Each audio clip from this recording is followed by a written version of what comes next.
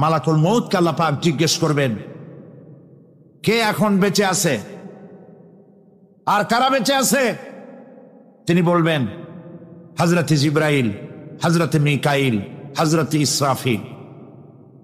আল্লাহ পাক নির্দেশ করবেন, এদের জান কবজ করো। ইসরাফিল, মিকাইল জান কবজ হবে। হযরত জিবরাইল আমিন শাদীদুল কুওয়া, প্রচন্ড ক্ষমতা আল্লাহ তাকে দান করেছেন, সুবহানাল্লাহ বলে। দুনিয়ার সব নবীদের কাছে বাণী বহন করে নিয়ে আসছেন পূর্ণ অথেন্টিসিটির সাথে, সুবহানাল্লাহ। আল্লাহ পাক যাকে বলেছেন রূহুল আমিন। নবী করিম সাল্লাল্লাহু আলাইহি ওয়াসাল্লামের মেরাজের রাত্রে যে কথা বলা হয়েছে, ওয়ালাকাদ রাহু বিল উফুকিল মুবিন, পশ্চিম দিক বলয় তিনি যে দেখতে পেয়েছিলেন, তাফসীর বলছে হযরতে জিবরাইলের পূর্ণ আকৃতিতে নবী করিম সাল্লাল্লাহু আলাইহি ওয়াসাল্লাম তাকে দেখতে পেয়েছিলেন। হযরতে জিবরাইল যখন দুনিয়া আসেন, কোন কোন কিতাবে লেখা হয়েছে 600 ডানা আছে তার, 2 ঝাপটায় আকাশ থেকে জমিনে চলে আসেন, সুবহানাল্লাহ। হযরতে জিবরাইলকে আল্লাহ পাক বলবেন তাকে মওত দাও, হযরতে জিবরাইলও বিদায় হয়ে যাবে। আল্লাহ প্রশ্ন করবেন, এখন আর কে বাকি? মান বাকিয়া ইয়া মালাকাল মউত। মালাকুল মউত বলবেন, আল্লাহ তাআলা, এখন তোমার সামনে আমি দাঁড়িয়ে আছি, আর কেউ নাই। আল্লাহ পাক বলবেন, মুত ইয়া মালাকাল মউত। আল্লাহু আকবার, মুত ইয়া মালাকুল মউত, মরে যা, মরে যা। মালাকাল মউত মরে চলে যাবে, এরপরে আর কেউ নাই। আল্লাহ রাব্বুল আলামিন এই অবস্থায় কত বছর কত কাল চলে যাবে আল্লাহ পাক ভালো জানেন, কেউ নাই। আজকের রাজত্ব কার? আল্লাহ প্রশ্ন করবেন, আজকের রাজত্ব কার? আল্লাহ পাক আওয়াজ দিবেন, বলবেন, আজকের রাজত্ব কার? কোন জবাব নাই, আকাশের নাই, জমিনের নাই, আকাশও তো নাই, কারো কোনো জবাব নাই। আল্লাহ পাক বলবেন, লিল্লাহি ওয়াহিদুল কাহ্হার। আজ একমাত্র রাজত্ব হচ্ছে পরাক্রমশালী আল্লাহ রাব্বুল আলামিনের। আল্লাহ পাক বলবেন, ইয়া দুনিয়া আইনা শাজারুকি, হে পৃথিবী তোর গাছগুলা কই? ইয়া দুনিয়া আইনা জিবালুকি, হে পৃথিবী তোর পাহাড়গুলা কই? আইনাল জব্বারিন, স্বৈরাচারেরা কোথায়? কারো কোনো জবাব হবে না। আল্লাহ পাক এরপরে আবার মানুষগুলিকে চিন্তা করবে, সুবহানাল্লাহ। ওয়াইজাল কুবুরু বু'সিরাত, যা কিছু মাটির মধ্যে লুক্কায়িত ছিল সবগুলি আল্লাহ পাক বের করে নিয়ে আসবেন। হাসরের ময়দান হবে, উপস্থিত হবে সমস্ত মানুষ, কেউ পলায় থাকতে পারবে না কোথাও। কুমিরে যারা খাইছে, বাঘে যারা খেয়েছে, আগুনে যারা পোড়াইছে, পানিতে যে পৌঁছে গেছে, পোকামাকড়ে যারা খেয়েছে, কোনো পথ নাই। সবাই আল্লাহর দরবারে উঠবে, পায়ে জুতা নাই, মাথায় কাপড় নাই, পরনে কোনো কাপড় চোপড় নাই, উলঙ্গ উলঙ্গিনী। উম্মুল মুমিনিন হযরতে আয়েশা সিদ্দিকা রাদিয়াল্লাহু তাআলা আনহা, নবী করিম সাল্লাল্লাহু আলাইহি ওয়াসাল্লামের জবান মোবারকে এটা শুনে কেঁদে ফেললেন। বললেন, ইয়া রাসূলুল্লাহ, আমারও কি সেই অবস্থা হবে? তিনি বললেন, হ্যাঁ। উম্মুল মুমিনিন বললেন, ইয়া রাসূলুল্লাহ, তখন কি আমার শরম হবে না? আল্লাহর নবী বললেন, কিয়ামতের এই বিভীষিকাময় দৃশ্য দেখে মানুষ মানুষের দিকে তাকাবার কোনো হুঁশ থাকবে না। সব মানুষ উপরের দিকে তাকায় থাকবে, নিচে তাকাবার কারো কোনো ক্ষমতা থাকবে না। মানুষ অস্থির হয়ে যাবে। সেই হাসরের ময়দান, বিচারক আল্লাহ রাব্বুল আলামিন প্রত্যেকটি মানুষকে তার কৃতকর্মের জন্য হিসাব দিতে হবে। আল্লাহ রাব্বুল আলামিন বলেন, পরকালীন জীবনের ব্যবস্থাপনাটা কেমনে হবে শোনো। ইন্নাস সামআ ওয়াল বাসারা ওয়াল ফুআদা কুল্লু উলাইকা কানা আনহু মাসউলা। কিয়ামতের দিন প্রত্যেকটি মানুষকে তার শ্রবণ সম্পর্কে, তার দৃষ্টি সম্পর্কে, আর অন্তঃকরণের কল্পনা সম্পর্কে প্রত্যেকটি ব্যাপারে আল্লাহ পাক জিজ্ঞাসা করবে। কান দিয়েছিলাম, কি শুনেছ? যা শুনছো তা আমল করেছো কিনা? আমার নিষেধ করা জিনিসগুলি শুনছো নাকি? কানের জবাব দিতে হবে। কান আল্লাহ পাক দিয়েছেন, সুবহানাল্লাহ। আল্লাহ পাক দিয়েছেন কান। এই কান দুটো যার নাই, কান আছে শুনতে পায় না, কত বড় কষ্টে আছে সে। মানুষের চিল্লাই কথা কয়, সে বোঝেই না। আছে না এমন? এই কানের সম্পর্কে প্রশ্ন করা হবে, শ্রবণ সম্পর্কে, দর্শন সম্পর্কে প্রশ্ন করা হবে। যা দেখতে নিষেধ করেছি সেগুলো দেখছো নাকি? এর শুকরিয়া আদায় করেছো নাকি? দুটি চোখ, এর শকর আদায় করা কি সম্ভব ভাই? আদায় করা সম্ভব? এই দুটি চোখ যদি না থাকতো, আমার গর্ভধারিণী মাকে দেখতে পারতাম না। এই সুন্দর চোখ দুটি যদি আল্লাহ না দিতেন, আল্লাহর এই সুন্দর সৃষ্টি দেখা থেকে বঞ্চিত হয়ে যেতাম।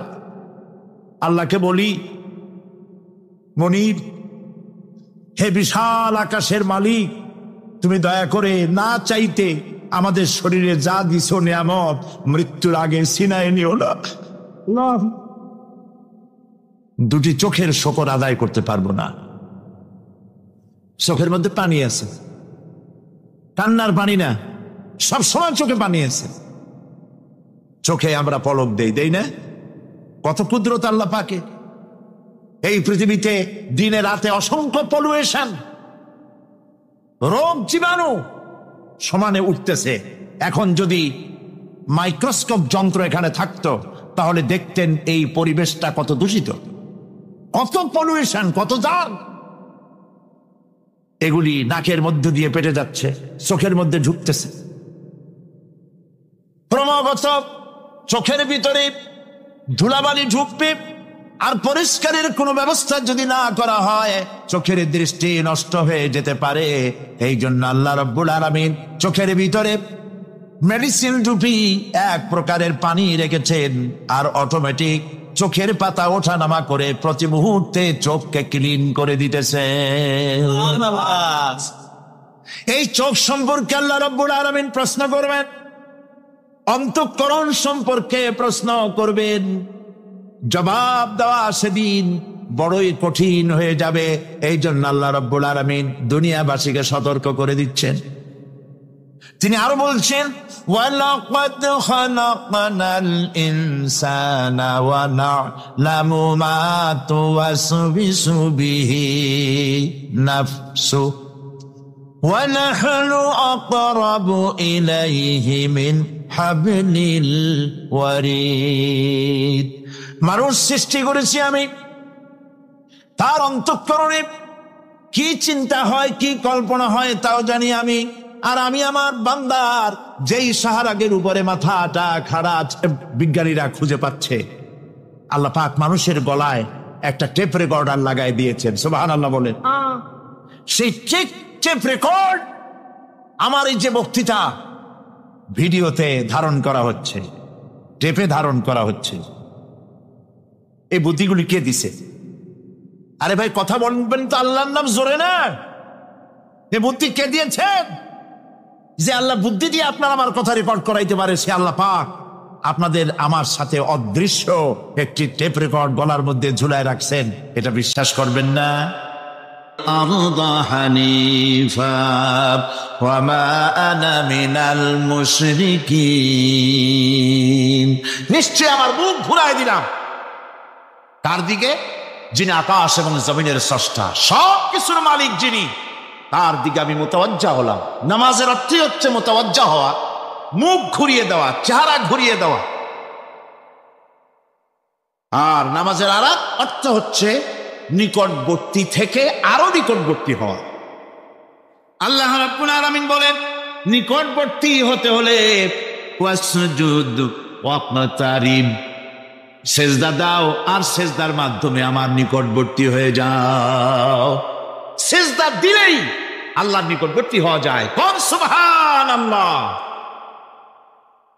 সাহাবী, আল্লাহ নবীর সাহাবী প্রশ্ন করেছেন, নবীজি, বান্দা কখন আল্লাহর নিকটবর্তী হয়ে যায়? নবীজি বলেছেন, বান্দা যখন সেজদা দেয় তখন আল্লাহর বান্দার মাঝে কোনো হিজাব থাকে না, একদম আল্লাহ পাকের নিকটবর্তী হয়ে যায় বান্দা যখন সেজদায় পড়ে যায়। সুতরাং নামাজ হচ্ছে নিকটবর্তী হওয়া, সালাত এটা হচ্ছে নিকটবর্তী হওয়া। নামাজ ফরজ হওয়ার কারণ হচ্ছে এই যে মানুষ আল্লাহর বান্দা বা গোলাম হিসেবে সৃষ্টি হয়েছে, তাই একমুখী হয়ে রবের বন্দিগি করা এটা হচ্ছে তার স্বাভাবিক একটা প্রকৃতি। আল্লাহ রাব্বুল আলামিন এই প্রকৃতির দাবি মিটাবার জন্যই নামাজের ব্যবস্থা করেছেন। মানুষের ফিতরত, মানুষের নেচার, মানুষের ফিতরত হচ্ছে এই যে কারো না কারো কাছে মাথা নত করা, হাত জোড় করা, মাথা নত করা, সার্বভৌমত্বের মালিক কাউকে মনে করা। হাত জোড় করতে হলে, মাথা নত করতে হলে, সার্বভৌমত্বের মালিক হিসেবে কাউকে গ্রহণ করতে হলে আল্লাহর বিকল্প কেউ আছে নাকি? ইসলামের মূল দাওয়াতটা হলো ফিতরাত অনুযায়ী দাওয়াত দেওয়া হয়েছে। মানুষ যেন মাথা নত করে, গোলামি করে। এজন্য আল্লাহ রাব্বুল আলামিন বলেছেন যে আমি মানুষ এবং জিনকে সৃষ্টি করেছি, তার কারণটাই হলো মা খালাকতুল জিন্না ওয়াল ইনসা ইল্লা লিয়াবুদুন। মানুষ আর জিন জাতিকে সৃষ্টি করা হয়েছে ইবাদতের জন্য, গোলামির জন্য। ইবাদত আর গোলামি এটাই করতে হবে, গোলামি করতে হবে, দাসত্ব করতে হবে। আর এই দাসত্ব, আল্লাহর আনুগত্যই গোলামির দাওয়াত দিয়েছেন দুনিয়ার সব নবীরা। কোন নবী বলেন নাই যে আমার গোলামি করো। কেউ বলেছেন? বলেন জোরে, কেউ বলেছেন? আল্লাহ পাক বলেন, ওয়ালাকাদ বা'আসনা ফি কুল্লি উম্মাতির রাসূলা আন ইবুদুল্লাহা ওয়াজতানিবুত তাগুত।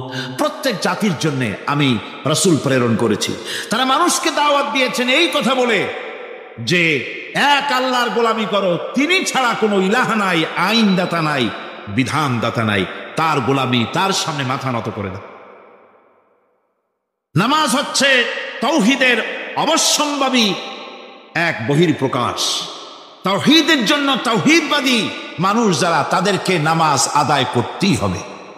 আকীদা বিশ্বাসের দিক থেকে তাওহীদ যদি হয় পুরা দ্বীনের মূল উৎস, তাহলে আমলের দিক থেকে নামাজ হচ্ছে পুরা দ্বীনের মূল ভিত্তি। নামাজ হচ্ছে আমলের মূল ভিত্তি। এর বাস্তবায়ন ছাড়া দ্বীন পূর্ণ হয় না। নামাজ মুমিনের কেবলমাত্র একটি উত্তম আমলই নয়, বরং নামাজ হচ্ছে ইমানের মূল ভিত্তি। যার কাছে নামাজ নাই তার কাছে কিছুই নেই।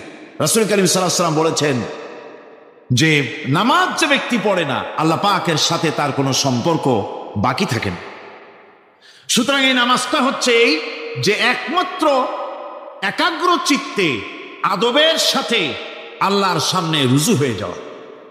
কোরআনে কারীম বলছে, মুনিবিনা ইলাইহি ওয়াত্তাকুহু ওয়া আকিমুস সালাতা ওয়া লা তাকুনু মিনাল মুশরিকিন। তোমরা আল্লাহর দিকে রুজু হয়ে যাও এবং তাকে ভয় করে অন্যায় কাজ থেকে বিরত থাকো, আর নামাজ কায়েম করো, মুশরিকদের অন্তর্ভুক্ত হয়ে যেও না। নামাজ কায়েম করা, নামাজের আদেশ কোরআনে কারীমের মধ্যে আল্লাহ পাক বহু জায়গায় করেছেন। ঈমানের পর নামাজই হচ্ছে সবচেয়ে বড় জরুরি। একজন মানুষ ইমান আনলো। যেমন কালকে একজন ইমান এনেছে, ইমান আনার সাথে সাথে তার প্রথম কাজ কি বলুন? বলেন প্রথম কাজ কি? ফজরের নামাজের আগে একজন ইসলাম কবুল করলেন, তার প্রথম দায়িত্ব নামাজকে আদায় করে দেওয়া, ফজরের নামাজ পড়া। জোহরের আগে কেউ ইমান আনলো, তার প্রথম দায়িত্ব জোহরের নামাজ আদায় করা। আসরের নামাজের আগে ইমান এনেছে, তার প্রথম দায়িত্ব হলো আসরের নামাজ আদায় করা। তার মানে হলো ইমান আনার পর একজন ইমানদারের প্রথম দায়িত্ব হচ্ছে নামাজ। গুরুত্বপূর্ণ বিষয়, খুব ভালো করে শুনতে হবে, ইয়াদ রাখতে হবে প্রত্যেকটি মুসলমানের। এই নামাজ কি জিনিস, কেমনে আদায় করতে হবে, আদায় না করলে কি হবে, গুরুত্বপূর্ণ এই কথাগুলি প্রত্যেকের স্মরণ রাখতে হবে। কিয়ামতের দিন মানুষ যে জাহান্নামে যাবে, জাহান্নামের জন্য, জাহান্নামে যে সব কারণে যাবে তার মধ্যে বড় কারণ কালকে বলেছিলাম, দেখি মনে আছে নাকি? বড় কারণ কয়টা? কয়টা? আলহামদুলিল্লাহ মনে আছে। আল্লাহ রাব্বুল আলামিন বলেন, ইয়াতাসাআলুনা আনিল মুজরিমিন, কিয়ামতের দিন অপরাধীদেরকে জিজ্ঞেস করা হবে, মা সালাকাকুম ফি সাকার, জাহান্নামে কেন আসছো? জবাবে তারা বলবে, ক্বালু লাম নাকু মিনাল মুসাল্লিন ওয়া লাম নাকু নুতঈমুল মিসকিন, নামাজ পড়ি নাই আর এতিম মিসকিনদের খেতে দেই নাই, এই কারণেই জাহান্নামে এসেছি। কল নাউযুবিল্লাহ। নামাজ যারা পড়বে না জাহান্নামে যেতে হবে। কোথায় যেতে হবে? আকীদাগত দিক থেকে ঈমান হলো তাওহীদের স্বীকৃতি, আর আমলের দিক থেকে নামাজ হচ্ছে তাওহীদের বহিঃপ্রকাশ। আপনি মুসলমান তা প্রমাণ হবে নামাজ দিয়ে। নামাজহীন ঈমানের দাবি মূল্যহীন। যার নামাজ নাই তার ঈমানের দাবি করার কোনো মূল্যই নেই। অনেক এরকম কথা বলে, হুজুর আমি মানুষটা নিতান্ত খারাপ না, যাই মনে করে, গ্রামে রাস্তা বানাইছি, ব্রিজ করে দিয়েছি, কালভার্ট করেছি, এতিম মিসকিনরে তাও মাঝে মধ্যে খাবার দেই, বিধবারে কাপড় চোপড় দেই, মানুষটা আমি নিতান্ত খারাপ না, তবে এই মাঝে মধ্যে একটু নামাজ পড়ি না, তাতে কি আমার ঈমান নষ্ট হয়েছে নাকি?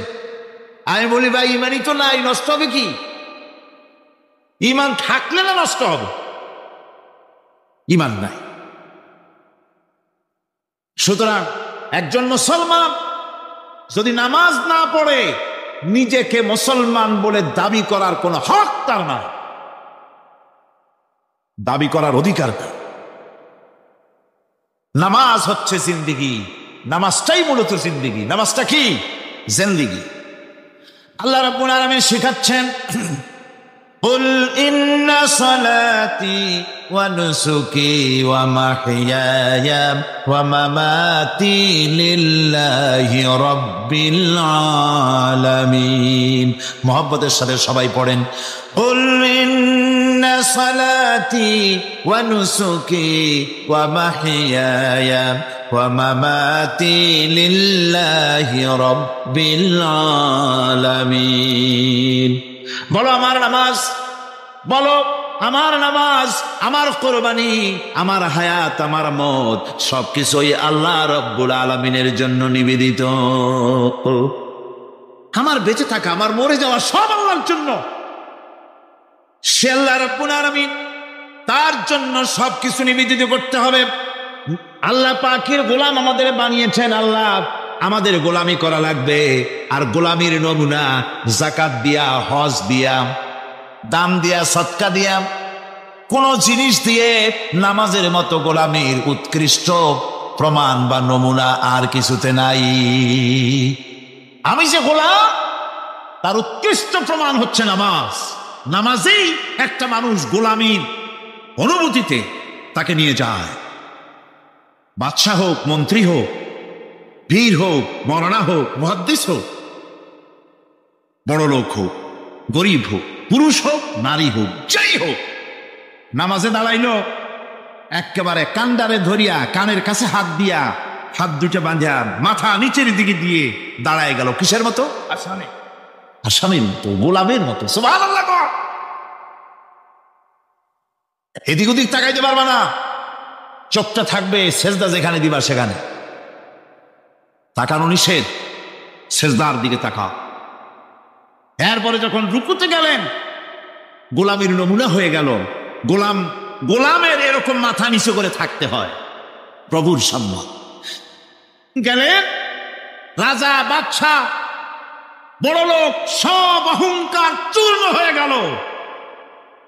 নাক আর কপাল দিয়া আমার মাবুদের দরবারে মাথাটা লাগাই দিলাম জমিনের উপরে। সুবহানাল্লাহ।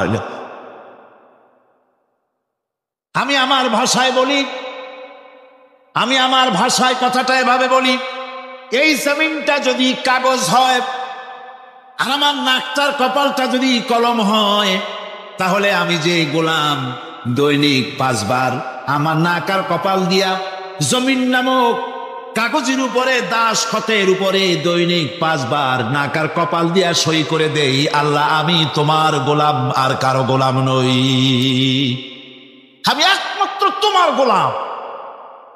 ঘুমের থেকে উঠে সেজদা দিয়া বলি, দুপুরের সময় কাজ ফেলাইয়া আর একবার বলি, বিকেল আসার আগে আসরে আর একবার বলি, দিন যখন শেষ হয় আর একবার বলি, রাতে যখন শুতে যাই আর একবার সেজদা দিয়া ঘোষণা করি, মাবুদ আমি তোমার গোলাম। সুবহানাল্লাহ। নামাজ হচ্ছে ইসলামের গণ্ডির মধ্যে প্রবেশের প্রমাণ। কোরআনে কারীম বলছে, ফাইন তাবু ওয়া আকামুস সালাতা ওয়া আতাউজ যাকাতা ফাইখওয়ানুকুম ফিদ্দীন। সূরা তওবা এসেছে, তারা যদি তওবা করে আর নামাজ কায়েম করে, যাকাত যদি আদায় করে, তাহলে এখন তোমাদের সে দ্বীনি ভাই, এখন ভাই হয়ে গেল। একটু আগে ছিল কাফের মুশরিক, এখন তোমার দ্বীনি ভাই। দ্বীনের গণ্ডির মধ্যে প্রবেশ করা, কলেমা পড়ার সাথে সাথেই নামাজ হচ্ছে দ্বীনের প্রধান গেট, দ্বীনের প্রধান তোরণ। দ্বীনের মধ্যে প্রবেশ করার জন্য এই গেট দিয়ে প্রবেশ করতে হবে। সুতরাং এই নামাজের এতই গুরুত্ব দেওয়া হয়েছে। ইসলাম যদি ক্ষমতায় আসে, আল্লাহ যেন এনে দেন, জোরে কোন আমিন। ইসলাম যদি ক্ষমতায় এসে যায়, রব্বুল আলামিন তাফসীর মাহফিল কোরআন সামনে নিয়ে আশা করে তোমার দরবারে দোয়া করি, এই বিশাল জনসমুদ্রের দোয়া কবুল করো মাবুদ গো, এই বাংলাদেশকে ইসলামের দেশ বানাইয়া দাও। দেশটা যদি ইসলামের হয়ে যায়, আইন যদি আল্লাহর হয়, শাসন যদি সৎ লোকেরা করে, রব্বুল আলামিন কোরআন শরীফে বলেন, তাহলে তারা 4টা কাজ করবে। আল্লাযীনা মাক্কান্নাহুম ফিল আরদ আকামুস সালাতা ওয়া আতাউজ যাকাত ওয়া আমারু বিল মা'রুফি ওয়া নাহাউ আনিল মুনকার। মুমিনেরা ক্ষমতা এসে প্রথম যে কাজটা করবে, প্রথমে ক্ষমতা এসেই নামাজ বাধ্যতামূলক করবে। প্রথম কি? ওয়াজ নসিহতে অনুরোধ করা হবে না, বাবাজিরা আল্লাহর রাস্তায় নামাজটা পড়ে না। রেডিও এবং টেলিভিশনের মাধ্যমে রাষ্ট্রপ্রধান অর্ডার করে দিবেন, আজ থেকে বাংলাদেশের 12 কোটি তাওহীদি জনতা, নারী পুরুষ যারা আকেল বালিগ, সকলের জন্য নামাজ বাধ্যতামূলক, নামাজ পড়তেই হবে। এটা অর্ডার। বেলা যখন 1টা বেজে যাবে, বেলা যখন 1টা বাজবে, সমস্ত মসজিদে আজান শুরু হয়ে যাবে। আজানের সাথে সাথে অফিস, আদালত, কল কারখানা, ক্ষেত খামার, শিক্ষাঙ্গন সব ডেডলক হয়ে যাবে। আধা ঘন্টার জন্য বন্ধ হয়ে যাবে। যারা মুসলমান অফিসে, কলেজে, ইউনিভার্সিটিতে, সর্বত্র তারা নামাজের জন্য প্রস্তুতি নেবেন।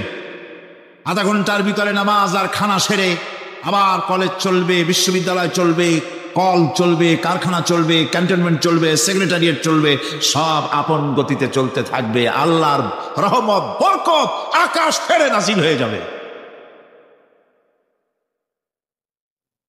আর এই অর্ডার যে দেওয়া হবে, নামাজ পড়বেন সেখানে। থানায় যখন আজান হবে, থানায় আজান হয়ে গেছে, থানার স্টাফ, পুলিশ যারা আছে জামাতে খাড়া হয়ে যাবে, ইমামতি করবেন ওসি সাহেব। এসপির অফিসে এসপি সাহেব ইমামতি করবেন। ডিসি সাহেব তার অফিসে ইমামতি করবেন, মন্ত্রী সেক্রেটারিয়েট ইমামতি করবেন, প্রেসিডেন্ট বঙ্গভবন ইমামতি করবেন, বিশ্ববিদ্যালয়ের ভাইস চ্যান্সেলরের ইমামতিতে সে জায়গার মুসলমান ছাত্র ছাত্রী, শিক্ষক শিক্ষয়িত্রী এক জামাতে নামাজ আদায় করবে।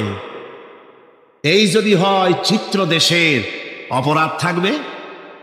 থানায় ওসি সাহেব নিজেই যদি জামাতের ইমামতি করেন, এইভাবে নামাজ আদায় করেন পুলিশদের নিয়ে জামাতে, ঘুষ আর খাবে তারা? এসপি সাহেবের অফিসে, ডিসি সাহেবের অফিসে মন্ত্রীরা যদি ভাবে নামাজ কায়েম করে, তাহলে কি অন্যায় অপরাধ কিছু থাকবে সমাজে? থাকবে না। সুতরাং নামাজ বাধ্যতামূলক করে দেওয়া হবে। নামাজ বাধ্যতামূলক, সকলকে নামাজ পড়তে হবে। নামাজ হচ্ছে অপকর্মের প্রতিবন্ধক। নামাজ পড়লে অন্যায় কাজ থেকে বাঁচার পর, অন্যায় থেকে বাঁচাই কিসে? নামাজ। আল্লাহ রাব্বুল আলামিন বলেন, উতলু মা উহিয়া ইলাইকা মিনাল কিতাবি ওয়া আকিমিস সালাম ইন্নাস সালাতা তানহা আনিল ফাহশাই ওয়াল মুনকার। হে নবী, এই কিতাব তেলাওয়াত করো যা তোমার প্রতি অবতীর্ণ করা হয়েছে, এই কিতাব তেলাওয়াত করো আর নামাজকে প্রতিষ্ঠা করো।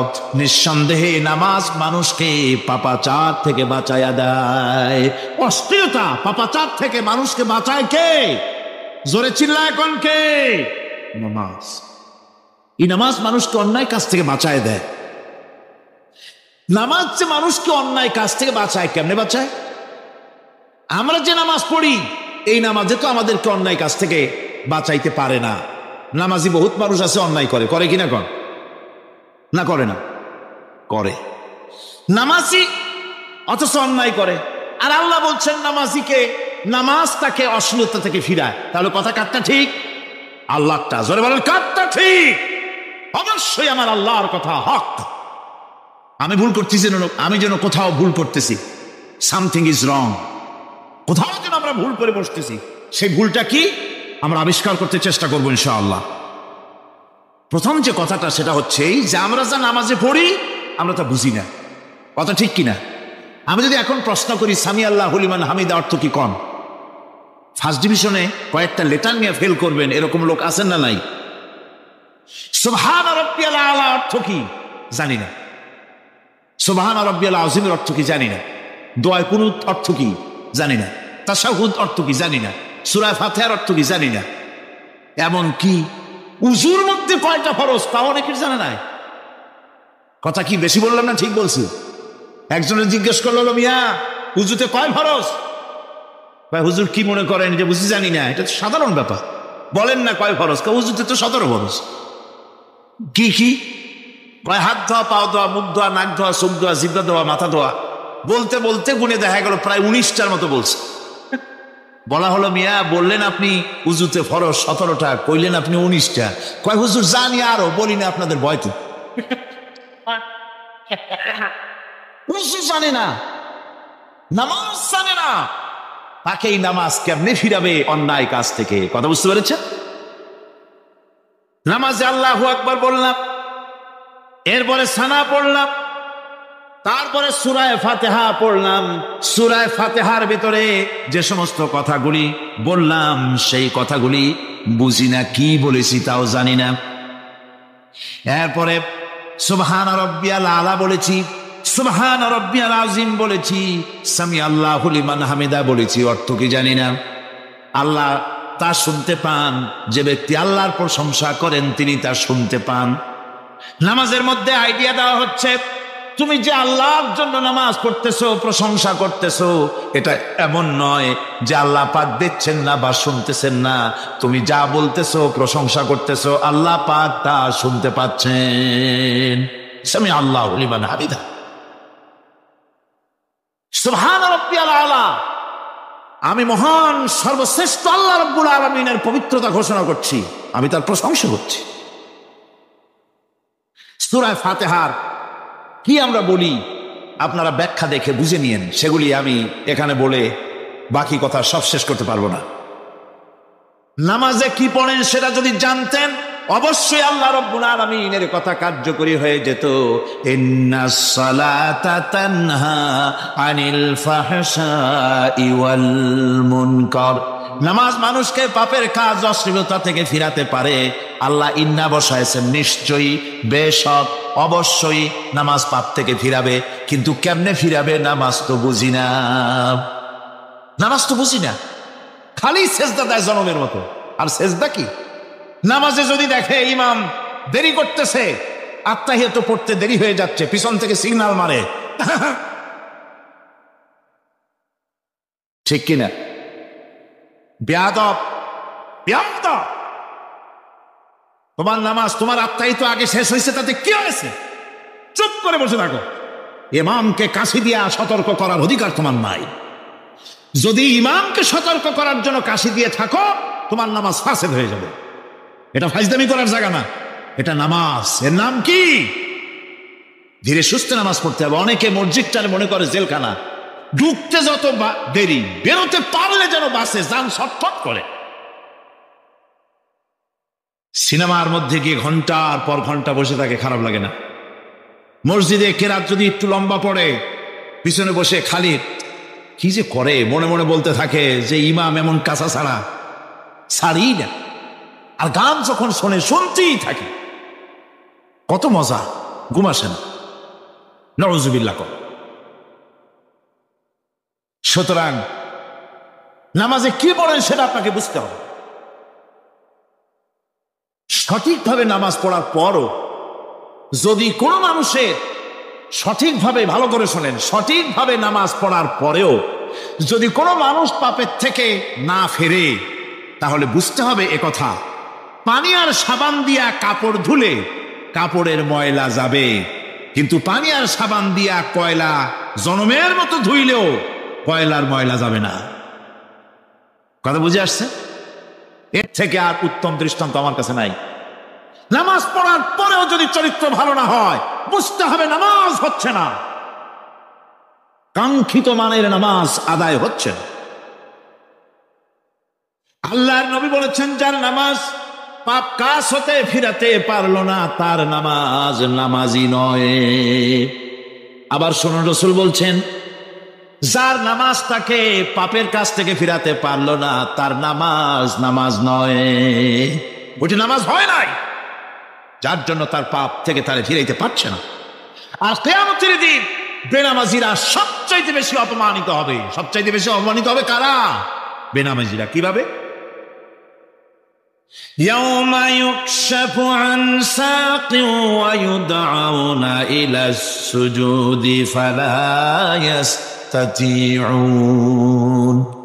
সেদিন কঠিন সময়, আল্লাহ রাব্বুল আলামিন লোকদেরকে সেজদা করার জন্য বলবেন, কিন্তু যারা বেনামাজি ছিল দুনিয়ায়, তারা সেজদা দিতে পারবে না। বলেন নাউজুবিল্লাহ। অবস্থাটা কি হবে? খাশিআতান আবসারুহুম তারহাকুহুম যিল্লাহ। তাদের দৃষ্টি নিচু হবে, লাঞ্ছনা এবং অপমান তাদের উপরে চেপে বসবে, সেজদা দিতে পারবে না। আল্লাহ আমাদেরকে ক্ষমা করুন। কিয়ামতের দিন হযরত আদম আলাইহিস সালাম থেকে শুরু করে পৃথিবীর সমস্ত মানুষের সামনে আল্লাহ রাব্বুল আলামিন সেজদা করার জন্য অর্ডার করবেন। যারা নাকি বেনামাজি, ওরা আল্লাহর দরবারে সেদিন সেজদা দিতে পারবে না, লাঞ্ছিত, অপমানিত হবে। জোরে কোন নাউজুবিল্লাহ। নামাজ, মুমিনের নামাজ একরকম, মুনাফিকের নামাজ হলো আর এক রকম। মুনাফিকরাও নামাজ পড়ে, পড়ে কিনা কন? মুনাফিকেরাও নামাজ পড়ে। মুনাফিকেরা যখন নামাজ পড়তে যায়, আল্লাহ রাব্বুল আলামিন বলতেছেন, ওয়াইদা কামু ইলাস সালাতি কামু কুসালা। মুনাফিকেরা যখন নামাজ পড়তে দাঁড়ায়, নামাজে আসে ঠিক তারা, কিন্তু নামাজের জন্য দাঁড়ায় খুব শৈথিল্য ভারে, শৈথিল্য ভাবে দাঁড়ায়, কাহিলি, সুস্তি, এ জায়গা চুলকায়, পায়জামা ধরে টান দেয়, টুপিটা ঘুরে আয়, এদিক ওদিক তাকায়। মুনাফিকের নামাজ দেখলেই ঠিক পাওয়া যায় যে বেটা মুনাফিক। এইভাবে সে দাঁড়ায়। তার নামাজটা কি জন্য? يراءون الناس ولا يذكرون الله إلا قليلا। তাদের নামাজ হচ্ছে মানুষকে দেখাবার নামাজ। নাউযুবিল্লাহ। এখন দেখবেন এই মৌসুম আসছে, নামাজের মৌসুম, বেনামাজিদের নামাজের মৌসুম। জনসভা হচ্ছে, নির্বাচন আসতেছে, নামাজে রক্ত হয়ে গেছে, তাড়াতাড়ি আজান হয়ে গেল। টুপি না থাকলে রুমাল একটা মাথায় দিল, উজু আছে কি না আছে, আল্লাহু আকবার, যা আছে কপালে হয়ে যাক। মানুষকে দেখাবার জন্য এরা নামাজ পড়ে। এরা আল্লাহর শরণার্থে নামাজ খুব কম লোকই পড়ে। এরা হচ্ছে মুনাফিক। দুনিয়া এবং আখিরাতে কল্যাণের জন্য একমাত্র মাধ্যম হচ্ছে নামাজ। দুনিয়াও যদি কল্যাণ চাই, আখিরাতেও যদি কল্যাণ চাই, তাহলে এর জন্য কি করতে হবে? কি করতে হবে? আমার কথা নয়, আল্লাহ রাব্বুল আলামিনের কথা শুনুন। রব্বুল আলামিন বলেন, ক্বাদ আফলাহাল মুমিনুন আল্লাযীনা হুম ফি সালাতিহিম খাশিউন ওয়াল্লাযীনা হুম লিয-যাকাতি ফাঈলুন ওয়াল্লাযীনা হুম লিফুরুজিহিম হাফিজুন। নিশ্চিতভাবে সেই সব মুমিন কল্যাণ লাভ করবে, নিশ্চিতভাবে। তারা হচ্ছে ওই সব লোক যারা নিজেদের নামাজ ভীতি মিশ্রিত বিনয় ভাবে, ভীতি মিশ্রিত অবস্থায় বিনয়ের সাথে যারা নামাজ আদায় করে, যারা বেহুদা কাজ থেকে বিরত থাকে, যারা যাকাতের পন্থায় কর্মতৎপর হয়, আর যারা নিজের লজ্জাস্থানকে হেফাজত করে। এরপরে আল্লাহ পাক বলেন, ওয়াল্লাযীনা হুম লিআমানাতিহিম ওয়া আহদিহিম রাউন ওয়াল্লাযীনা আলা সালাওয়াতিহিম ইউহাফিজুন ওয়াল্লাযীনা আলা সালাতিহিম হাফিজুন। আর যারা তাদের আমানতকে পূর্ণ করে, আমানত এবং তাদের ওয়াদা চুক্তি পূর্ণ করে, এবং যারা নিজেদের নামাজ সমূহকে পূর্ণভাবে হক আদায় করে নামাজ পড়ে, নামাজের যারা হেফাজত করে, এরা কারা? এরা হচ্ছে উলাইকা হুমুল ওয়ারিসুন আল্লাযীনা ইয়ারিসুনাল ফিরদাউসা হুম ফিহা খালিদুন। এরা হচ্ছে সেই সব লোক, এরা উত্তরাধিকার হচ্ছে জান্নাতের উত্তরাধিকার, জান্নাতুল ফিরদাউসে আল্লাহ রাব্বুল আলামিন এই গুণ বিশিষ্ট লোকদের জন্য জায়গা করে দিবেন। জোরে কোন সুবহানাল্লাহ। নামাজকে পড়তে বলা হয়নি, কোরআন শরীফে বলা হয়েছে নামাজ কায়েম করো। কি বলা হয়েছে কন্ত দেখি? নামাজ কায়েম করো, নামাজ পড়ো। এই কথা কিন্তু কোরআন শরীফে কোনো জায়গায় আছে নাকি? এখন কায়েম করা কারে বলে? একটা গুরুত্বপূর্ণ আরেকটি বিষয়, নামাজ কায়েম করতে বলা হয়েছে। কায়েম কি? কায়েমটা হচ্ছে দৃষ্টান্ত স্বরূপ বলা যায় যে জিনিসটা সমাজে প্রতিষ্ঠিত আছে ওইটারে বলে কায়েম হওয়া, আর যেটা প্রতিষ্ঠিত নাই ওটা কায়েম নাই। কায়েম মানে হলো প্রতিষ্ঠিত থাকা। যেমন আমাদের দেশে, আমাদের সমাজে নারী পুরুষ শিশু বৃদ্ধ সকলেই কাপড় পরা, শাড়ি পরা, লুঙ্গি পরা, এই কাপড় পরাটা কায়েম আছে, প্রতিষ্ঠিত আছে না নাই? যার কারণে কাপড় পরা সমাজে কায়েম আছে বলে উলঙ্গ মানুষ সমাজে খুঁজে পাওয়া যায় না, পাগল ছাড়া, ঠিক কিনা? একটা বাচ্চাকেও যদি উলঙ্গ হতে বলেন এখানে, 5 বছর 6 বছরের একটা বাচ্চাকেও, সে কিন্তু রাজি হবে না, ঠিক কিনা? যেহেতু কাপড় পরা সমাজে প্রতিষ্ঠিত আছে, সেহেতু উলঙ্গ মানুষ পাওয়া যায় না, কাপড় পরাটাই এখানে প্রতিষ্ঠিত। সুতরাং এখন অবস্থাটা এই হয়েছে, কাপড় পরা প্রতিষ্ঠিত আছে বলে কোন উলঙ্গ মানুষ এসে যদি এই মঞ্চে দাঁড়ায় আর বলে আমাকে একটু বক্তৃতা করতে দেন, আপনারা কি করবেন? মঞ্চে তো উঠতেই দিবেন না। উলঙ্গ মানুষ যদি কোনো চাকরি নিতে যায় ইন্টারভিউতে, তাকে লাইনে দাঁড়াইতে দেবে? দেবে না। এমনকি উলঙ্গ হয়ে যদি বাড়িতে প্রবেশ করে, তার বউ দূর দূর করে তাড়ায় দেবে, ঠিক কিনা? যেহেতু সমাজের ভিতরে কাপড় প্রতিষ্ঠিত আছে, সেই জন্য এই উলঙ্গ মানুষ পাওয়া যায় না। অনুরূপভাবে নামাজ যদি প্রতিষ্ঠিত হতো সমাজের ভিতরে, তাহলে বেনামাজি খুঁজে পাওয়া যেত না। চাকরি করতে গেলে সেখানে নামাজ মানদণ্ড হয়ে যেত, নামাজ পড়ে কিনা তা দেখে নেওয়া হতো। বেনামাজি লোক পাওয়াই যেত না যদি প্রতিষ্ঠিত থাকতো। প্রথম প্রশ্নই হতো তুমি নামাজ পড়ো কিনা। ইলেকশনে যদি একজন উলঙ্গ মানুষ এসে দাঁড়ায়, ভাইরা এবার আমার বোতল মার্কা বাক্স, উলঙ্গ মানুষ এসে ভোটে দাঁড়াইছে, আপনারা ভোট দিবেন? দিবেন। ওইটা কাপড় প্রতিষ্ঠিত আছে বলে, লুঙ্গি প্রতিষ্ঠিত সমাজে আছে বলে উলঙ্গ মানুষকে আপনি ভোট দিবেন না। নামাজ যদি প্রতিষ্ঠিত থাকতো সমাজে, বেনামাজি মানুষ যদি এসে মঞ্চে দাঁড়ায়া যতই বলতো আমি ক্ষমতায় গেলে এই করব সেই করব, নামাজ প্রতিষ্ঠিত থাকলে পরে বেনামাজিরে কেউ ভোট দিত না। নামাজ যদি প্রতিষ্ঠিত থাকতো তাহলে অফিসের অফিসার তো দূরের কথা, বেনামাজি অফিসের ঝাড়ুদারের চাকরিও তার কিসমতে যুক্ত না, যদি নামাজ প্রতিষ্ঠিত থাকতো। এর নাম হলো নামাজ কায়েম হওয়া। নামাজ কায়েম থাকলে এই অবস্থার সৃষ্টি হতো। এই জন্য আল্লাহ পাক বলেছেন নামাজকে কায়েম করতে হবে। নামাজ হবে সব ভালো কাজের মানদণ্ড। সমস্ত ভালো কাজের মানদণ্ড কি? নামাজ। নামাজ আমাদেরকে বড় রকমের শিক্ষা দেয়। কি শিক্ষা দেয়? নামাজ আমাদের শিখায় ঐক্য আর ভ্রাতৃত্ব। ভ্রাতৃত্বের আর ঐক্যের শিক্ষা দেয়। এক নেতার আনুগত্য করা শিখায়। জামাত যত বড় হোক, ইমাম হবে কয়জন? একজন ইমাম হবে। আর এই ইমাম মানে কি? নেতা। ইমাম মানে কি? নেতা নির্বাচন শিখায় নামাজে। নেতা নির্বাচন কে শিখায়? নামাজ শিখায়। বোঝেন খুব ভালো করে। কিভাবে? মনে করুন চট্টগ্রাম শাহী মসজিদে ইমাম প্রয়োজন। এখন সেই ইমাম নেওয়ার জন্য ইন্টারভিউ কল করা হলো, বিজ্ঞাপন দেওয়া হলো পত্রিকা। অনেক আলেম আসলেন। ইন্টারভিউ বোর্ডে যারা বসলেন তারা ইন্টারভিউটা কিভাবে নেবেন? যার মাথার চুল লম্বা বেশি তার ইমামতি দেওয়া হবে, যার লুঙ্গিটা পায়ের গিরার তলে তারে দেওয়া হবে, যার মোষটা মুখের মধ্যে গিয়ে ঢুকছে, হাসি দিলে বোঝাই যায় না হাসে না কান্দে, তারে দিবে। দাড়িগুলা কামাইছে তারে দেবে। সিগারেট খায় বা অবশ্য চট্টগ্রাম আর সিলেটে সিগারেটের ফতোয়া ভিন্ন রকম। বরিশালে আমি যেখানে জন্মগ্রহণ করেছি, আমার এলাকায় কোনো আলেম যদি সিগারেট খায়, মসজিদের ইমাম তো ভালো, মসজিদ ঝাড়ু দিতেও ঢুকতে দেবে না মসজিদে। এটা এই এলাকার এক রকমের কায়দা। আমি এটার ব্যাপারে কথা নাইবে বললাম।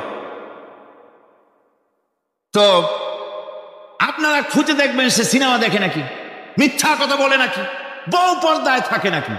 এগুলি মাইক্রোস্কোপ যন্ত্র দিয়ে ইমামের মাথা থেকে পা পর্যন্ত দেখবেন কিনা কন? আচ্ছা এবার কন তো দেখি, এই ইমাম সাহেব ইমামতি করবে কতজন লোকের? 500, 1000। শাহী মসজিদে ধরেন 5000 লোক হইল। 5000 লোক, 5000 লোকের ইমাম নির্বাচনের সময় পা থেকে শুরু করে মাথা পর্যন্ত দেখেন, এমনকি বউ পর্যন্ত। বৌমনি আনিয়ে দেখেন না, পর্দায় থাকে কিনা এইটা আপনারা দেখেন, ঠিক কিনা? এ খবরটা নেন। 5000 লোকের একটা ইমাম বানাতে গিয়ে মাইক্রোস্কোপ যন্ত্র দিয়ে দেখেন মোষ কেমন, দাড়ি কেমন, চুল কেমন, পাও কেমন, হাত কেমন, হাতে নখ লম্বা কিনা, দাঁতে ছাতা কিনা, বউ পর্দায় থাকে কিনা, মিথ্যা কথা কয় কিনা, এত দেখেন।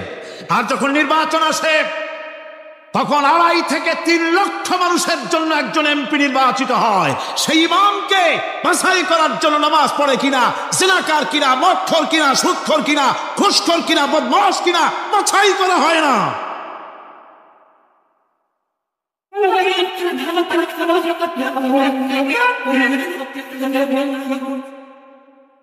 নামাজ আমাদেরকে এটা শিখায় ইমাম কেমনে বানাইতে হবে। কন সুবহানাল্লাহ। নামাজ ঐক্য শিখায়, নামাজ ভ্রাতৃত্ব শিখায়, নামাজ পারস্পরিক মহব্বত শিখায়, নামাজ নেতা কেমন হওয়া উচিত, নেতা নির্বাচন শিখায়। আবার নেতা ভুল করলে তার ভুল বলা যাবে না, এরকম হতে পারবে না। নামাজের ভিতরে ইমাম যদি ভুল করলেন, আপনি লোকমা দিবেন, সুবহানাল্লাহ, আল্লাহু আকবার বলবেন। যদি তিনি সংশোধন না হলেন আবার দেন, তাতেও সংশোধন হলো না আবার দেন। 3 বার লোকমা দেওয়ার পর যদি ভুল সংশোধন না করে নামাজ ছেড়ে দেন, ইমামকে বের করে দেন, নতুন ইমাম নিয়োগ করেন। যারা ক্ষমতায় যাবে, আপনি রাষ্ট্রের ইমাম যারে বানাবেন, সেই রাষ্ট্র ইমাম যদি জনগণের ইচ্ছার বিরুদ্ধে যদি চলে, একবার লোকমান দেন, দুইবার লোকমান দেন, তিনবার দেন, তারপরেও যদি না নামে, খড় ধরে নামেন। নামাজ আপনাকে নেতা নির্বাচন, নেতাকে প্রতিষ্ঠিত রাখা, নেতার আনুগত্য আপনাকে শেখায়। নামাজ লাইন সোজা করে দাঁড়াতে হবে। লাইন যদি বাঁকা করে, আপনার কলিজাটাও ওরকম বাঁকা হয়ে যাবে।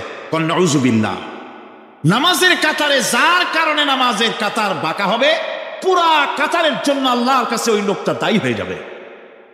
নামাজ শৃঙ্খলা শিখায়। সুবহানাল্লাহ কইতে ইচ্ছা করে না?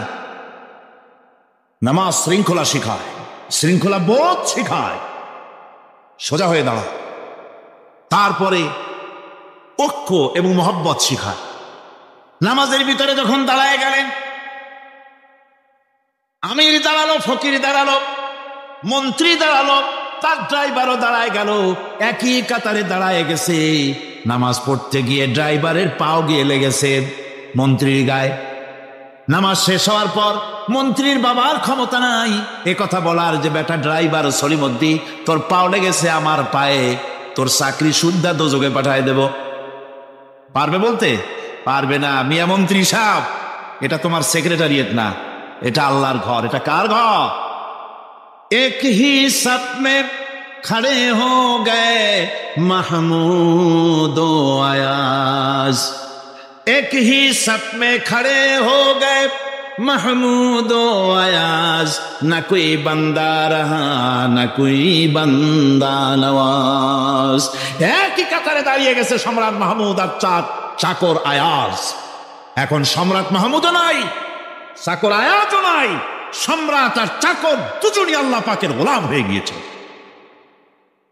তুমি মসজিদে এসেছো, তুমি আল্লাহর গোলাম। কার গোলাম? আল্লাহ পাকের গোলাম। এই জিনিস শিখায় নামাজ। নামাজ শিখায় মানুষকে পাঞ্চুয়ালিটি, নিয়মানুবর্তিতা, সময়ের জ্ঞান শিখায় নামাজ। নামাজ মানুষকে কি শিখায়? আল্লাহ রাব্বুল আলামিন বলছেন, ইন্নাস সালাতা কানাত আলাল মুমিনিনা কিতাবাম মাওকুতা। নিঃসন্দেহে নামাজ মোমেনদের নিয়মানুবর্তিতার সাথে ফরজ করা হয়েছে, তাদের উপরে নিয়মানুবর্তিতার উপরেই, সময়ের উপরে নামাজকে ফরজ করা হয়েছে। আপনার আন্দাজ মতো আপনি পড়তে পারবেন না, সময় মতো পড়তে হবে, আল্লাহ রক্তে পড়তে হবে। আমার দেশের মসজিদগুলিতে ফজরের নামাজ পড়া হয় এমন সময় পূর্ব দিক ফর্সা হয়ে যায়। ইমাম সাহেব যদি ভুল করে, নামাজ যদি দোহরাতে যান, তাহলে সূর্য উদয় হয়ে যাবে, এমন অবস্থা। নামাজ এত দেরিতে পড়া হয়। প্রত্যেক ওয়াক্তের নামাজ আউয়াল ওয়াক্তে পড়ার জন্য রাসূল সাল্লাল্লাহু আলাইহি ওয়াসাল্লাম তাগিদ করেছেন। সময়ের দিকে লক্ষ্য রাখতে বলা হয়েছে। যেই জাতি, লক্ষ্য করুন, যে জাতি দৈনিক 5 বার টাইমলি, অক্ত মতো, সময় মতো নামাজ আদায় করতে হয়, দুর্ভাগ্যজনক সত্য, সেই জাতির কাছে সময়ের কোনো দাম নাই। সময়ের দাম নাই। 9টার গাড়ি কয়টায় আসবে? 9টার গাড়ি কয়টায় আসবে? একদিন দেখা গেল সত্যি 9টার সময় এসে গেছে। যাত্রীরা বলছে মাশাআল্লাহ, অন্তত একটা দিন তো 9টার সময় আসলো। স্টেশন মাস্টার বলছে না, খুশি হওয়ার কারণ নাই, আজকের না, এটা গতকালকেরটা। আমার আমেরিকার সফরের সময়, যে বাড়িতে আমি আমেরিকায় থাকি, কুইন্স এলাকায়, নিউ ইয়র্ক সিটিতে, সে বাড়িওয়ালা চাকরি করে। সে আমাকে বলল 10টি বছর আমি একটা ট্রেনে যাতায়াত করি। সে বলছে রাত 3:45 ট্রেনটা আসে, ওই ট্রেনে চড়ে সে তার কর্মস্থলে যায়। বলল 10টা বছর আমি এখানে আছি, 10 বছরের ভিতরে এই ট্রেনটা 1 মিনিটের জন্য এদিক ওদিক করলো না, ঠিক 3:45 এসে হাজির হয়ে গেছে। ঝড় হোক, বৃষ্টি হোক, স্নো পড়ুক, বরফ পড়ুক, টাইমলি চলতেছে। দুনিয়ায় ভিন্ন জাতিরা যে উন্নতি করে, তার পেছনে সময়ের জ্ঞান তাদের অনেক বেশি আমাদের থেকে। কথা ঠিক কিনা? আমাদের সময় জ্ঞান নাই, সময়ের কোনো মূল্য আমরা দেই না। 2টার সময় মিটিং হবে, মন্ত্রী সাহেব আসেন 5টার সময়, ঠিক কিনা? বক্তৃতার জন্য সময় দেওয়া হয়েছে 20 মিনিট, নাহমাদু ওয়া নুসাল্লি আলা কইয়া সুর দিয়া 35 মিনিট গেছে নাহমাদু কইতে কইতে। সময় 20 মিনিট, তার মনেই নেই। এই যে সময়ের জ্ঞান নাই, এটা ব্যর্থতা। নামাজ মানুষকে সময়ের জ্ঞান শিখায়, কোন আলহামদুলিল্লাহ।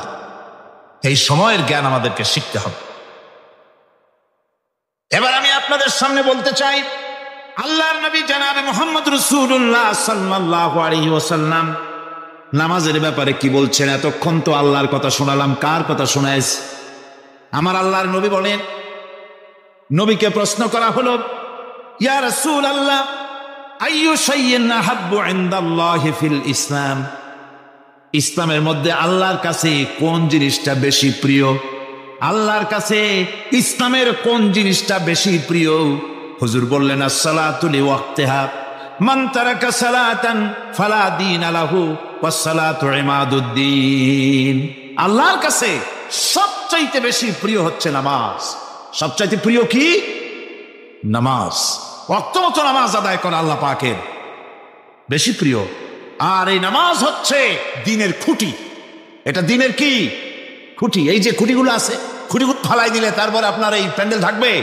থাকবে না। বিল্ডিং এর পিলার ভেঙে দেন, বিল্ডিং টিকবে? ঘরের খুঁটিগুলি উড়ায় ফেলেন, ঘর টিকবে?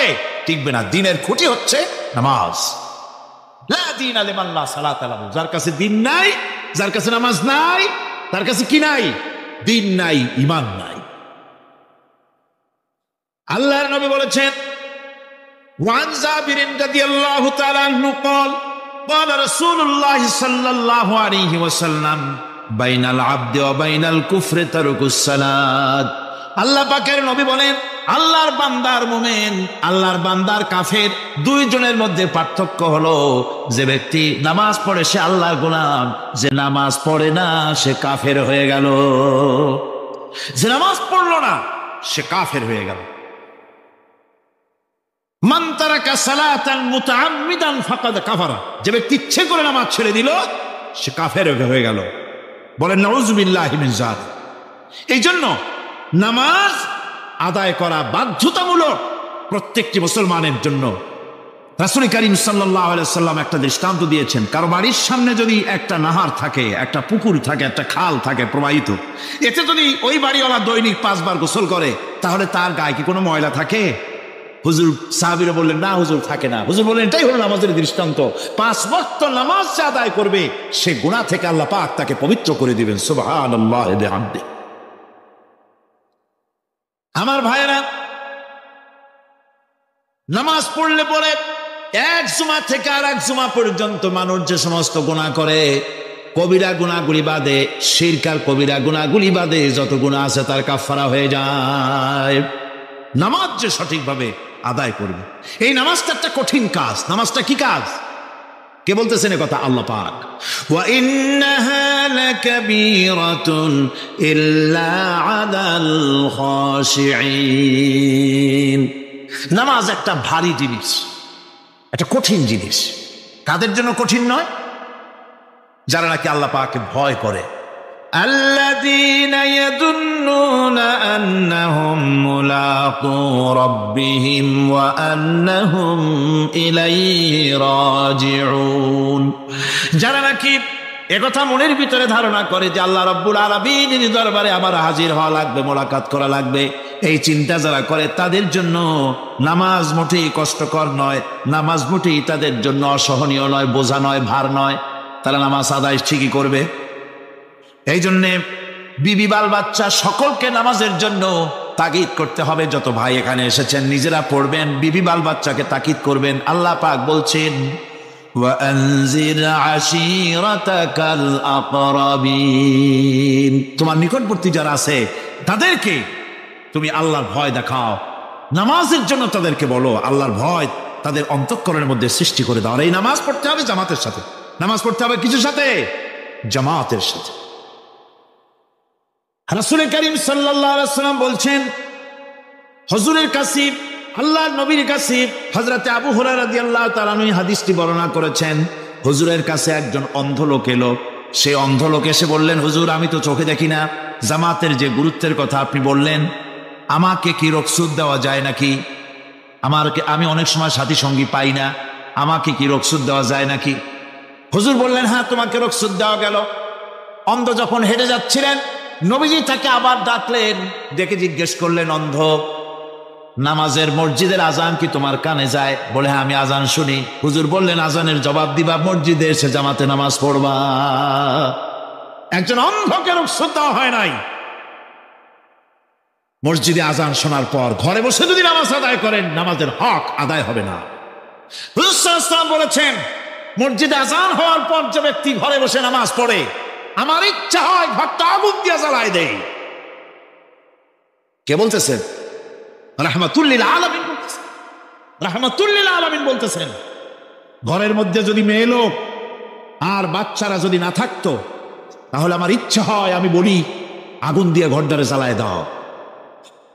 এই ঘরের মহব্বতেই তো সে বাইর হয় না। নামাজের এত বড় গুরুত্ব দেওয়া হয়েছে। আমার বন্ধুগণ, এই নামাজের জামাতি আল্লাহর নবী জীবনের শেষ নামাজ জামাতে আদায় করেছেন। জীবনের শেষ নামাজটাও জামাতে আদায় করলেন। তখন তার এমন অবস্থা, এত অসুস্থ, দাঁড়াতে পারেন না, হাঁটতে পারেন না। দুইজন সাহাবীর কাঁধের উপরে ভর করে তারপরে বহু কষ্ট করে মসজিদে গিয়ে নামাজ আদায় করেছেন। খুতবা দিয়েছেন। বললেন, খুতবা দিতে গিয়ে বললেন, আজ থেকে মসজিদে নববীর চতুর্দিকের সকলের দরজা বন্ধ হয়ে যাবে, শুধু আবু বকরের দরজাটা খোলা থাকবে। আল্লাহর নবী বললেন, আল্লাহ রাব্বুল আলামিন এই পৃথিবীতে তার এক বান্দাকে জাগতিক সব সম্পদ দিতে চেয়েছিলেন, কিন্তু সে বান্দা সব জাগতিক সম্পদকে উপেক্ষা করে মাবুদের সঙ্গে দেখা করা বেশি জরুরি, বেশি পছন্দ মনে করেছেন। এতটুকুন কথা নবীজি বললেন, কেউ কিছু বুঝলো না। হযরতে আবু বকর রাদিয়াল্লাহু তাআলা আনহু হুজুরের এই কথা শুনে কাঁদতে কাঁদতে তিনি অস্থির হয়ে যাচ্ছেন। সাহাবীরা চিন্তা করলেন, হুজুর কার না কার কথা বলেছেন, তাতে কান্নার কি আছে? বয়োবৃদ্ধ, জ্ঞান বৃদ্ধ হযরতে আবু বকর রাদিয়াল্লাহু তাআলা আনহু বুঝতে পেরেছেন, এই পৃথিবীর সব সম্পদ তো আল্লাহ হুজুরকেই দিতে চেয়েছিলেন। তিনি সমস্ত সম্পদকে উপেক্ষা করে তার মাবুদের সঙ্গে দেখা করার জন্য প্রস্তুতি নিয়েছেন। তার মানে হলো আল্লাহ নবী বিদায় হয়ে যাবেন, আমরা নবী থেকে এতিম হয়ে যাব। নবীজি ঘরের মধ্যে প্রবেশ করলেন, প্রচন্ড জ্বর এলো। এই প্রচন্ড জ্বর নিয়ে তিনি শুয়ে আছেন, কখনো বেহুশ কখনো হুশ। এর মধ্যে সারা আজান হয়ে গেল। সাহাবীরা বহুক্ষণ অপেক্ষা করে হযরত আবু বকরের ইমামতিতে নামাজ শুরু করলেন। হুজুরের হুশ এলো। প্রশ্ন করলেন, আয়েশা রে, এখন কোন সময়? হযরত আয়েশা বলেন, ইয়া রাসূলুল্লাহি, মসজিদে নববীতে নামাজ শুরু হয়ে গেছে। সাহাবীরা অনেকক্ষণ অপেক্ষা করে আমার বাবার ইমামতিতে নামাজ পড়তেছে সবাই, কিন্তু সাহাবীরা কেঁদে কেঁদে নামাজের মধ্যেই কাঁদতে কাঁদতে অস্থির হয়ে যাচ্ছে। তাদের মনের ধারণা হয়েছে নবীজির পেছনে নামাজ পড়ার কিসমত থেকে তারা মাহরুম হয়ে গেল। নবীজি বলেন, আয়েশা দরজা খুলে দাও আর আমার মাথাটা একটু উঁচু করে ধরো, আমি একটু নামাজের দৃশ্যটা দেখি। দরজা খুলে দেওয়া হলো, নবীজির মাথা উঁচু করে ধরা হলো। নামাজের জামাতের দৃশ্য দেখে নবীজি আবার শুয়ে পড়লেন। হযরত আয়েশা লক্ষ্য করে দেখেন নবীজির দুই চোখের কোনা দিয়া পানি পড়তেছে। মা আয়েশা জিজ্ঞেস করেন, ইয়া রাসূলুল্লাহ, নামাজের দৃশ্য দেখে চোখে কেন পানি এলো? হুজুর বলেন, আয়েশা রে, এটা কোনো দুঃখের পানি নয়, এটা তৃপ্তির পানি। এই যে জামাত নামাজ পড়তেছে লোকেরা, এই জামাত কায়েমের জন্য তায়েফের ময়দানে অনেক রক্ত আমার ঝরেছে। উহুদের ময়দানে দান্দার মোবারক শহীদ হয়েছে, সাহাবায়ে কেরাম জীবন দিয়েছে। এই যে জামাত আমি দেখতে পেলাম, ভবিষ্যতের একটা ছবি যেন চোখে ধরা পড়লো। আমার মনে হলো কিয়ামত পর্যন্ত এই পৃথিবীতে আমার যত উম্মত আসবে তারা এইভাবে করে জামাতে নামাজ আদায় করবে। নবীজি মাথার কাছে মালাকুল মউত যখন এসে গেছেন, আমার ভাইরা, এই পৃথিবীতে যত নবীরা এসেছিলেন মৃত্যুর সময় সমস্ত নবীরা শেষ কথা যেটা বলেছেন, হাদিস, সমস্ত নবীরা উম্মতের জন্য মৃত্যুর মুহূর্তে শেষ কথা যেটা বলেছেন সেটা হলো আসসালাত, আসসালাত, নামাজ, নামাজ। আমার নবী যখন বিদায় হয়ে যান, বিদায় মুহূর্তে মেয়ের কথা বললেন না, কলিজার টুকরা নাতির কথা বললেন না, জামাইয়ের কথা বললেন না, স্ত্রীর কথা বললেন না। মৃত্যুর সময় শেষ কথা বললেন আসসালাত, আসসালাত ওয়া মা মালাকাত আইমানুকুম, নামাজ নামাজ, আমার উম্মতেরা নামাজ, আমার উম্মতেরা নামাজ ছেড়ে দিও না, নামাজ। যেই নবী উম্মতের জন্য এত কাঁদলেন, নামাজের জন্য এত কথা বলে গেলেন, আল্লাহ রাব্বুল আলামিন নামাজের জন্য এত নির্দেশ করলেন, নবীজি ইন্তেকালের সময় নামাজের কথা বলে দিলেন, সেই মুসলমান আজ নামাজ আদায় করে না, নামাজ পড়ে তো নামাজ শুদ্ধ হয় না। হযরতে হুযায়ফা রাদিয়াল্লাহু তাআলা আনহু তিনি একবার ইয়ামেন সফর করেছিলেন, এক মসজিদে নামাজ পড়লেন, একজনকে তিনি নামাজ পড়তে দেখলেন, নামাজ পড়তে দেখে তিনি অপেক্ষা করলেন, লোকটার নামাজ হয়ে যাওয়ার পর তিনি প্রশ্ন করলেন, আল্লাহর বান্দা তুমি কতদিন এরকমের নামাজ পড়তেছ? তিনি বললেন, প্রায় 40 বছর তো হবে আমি এরকম নামাজ পড়তেছি। হযরতে হুযায়ফা বলেন, তুমি কি আমারে চেনো? কয় না, চিনি না। হযরত হুযায়ফা বললেন, আল্লাহর বান্দা শোনো, আমি হচ্ছি আল্লাহর নবী মুহাম্মদুর রাসূলুল্লাহ সাল্লাল্লাহু আলাইহি সাল্লামের সাহাবী হুযায়ফা। ও আল্লাহর বান্দা, তুমি যেভাবে নামাজ পড়েছ এইরকম যদি 40 বছর নামাজ পড়ে থাকো, আল্লাহর কসম করে বলি নবীজি যে নামাজ শিখাইছেন তোমার সে নামাজ হয় নাই, রাসূলুল্লাহ নামাজ হয় নাই। নামাজ পড়লেই হবে না, রাসূলুল্লাহ বলেছেন সাল্লু কামা রাআইতুমুনি উসাল্লি, নামাজ পড়ো সেইভাবে যেভাবে আমারে পড়তে দেখো। বিশ্বাস করুন ভাইরা, নামাজ যদি না হয়, হরতাল করিয়া, মিছিল করিয়া, বিক্ষোভ করিয়া, যে কোনো আন্দোলন করে ইসলামকে বিজয়ী করা যাবে না যতক্ষণ পর্যন্ত নামাজ সহি না হবে। নামাজ হচ্ছে ফাউন্ডেশন, নামাজ নাই কিচ্ছু নাই। ঠুকঠাক করে 2টা সেজদা দিয়ে উঠে যাবেন, আপনার ইসলামী আন্দোলনের 4 পয়সার দাম নাই। নামাজ আগে, জিহাদের ময়দানেও নামাজ, যেখানে আছেন ওখানেই নামাজ পড়তে হবে, আর তা পড়তে হবে আদবের সাথে, মুহাব্বতের সাথে। আপনারা বিরক্ত হচ্ছেন না তো? অন্তত 1 তাসবিহ পরিমাণ তো বটেই। যদি তা না হয়, রুকুর থেকে দাঁড়ালেন, সেজদায় চলে গেলেন, ওয়াজিব তরক হলো, সেজদা দিলেন না, নামাজ ফাসিদ হয়ে গেল, নষ্ট হয়ে গেল নামাজ। এটা পাগলামি না, নামাজ সহিভাবে আদায় করতে হবে। নামাজ থেকে দাঁড়াবেন, রুকুর থেকে দাঁড়ায় গেলেন, বলবেন রব্বানা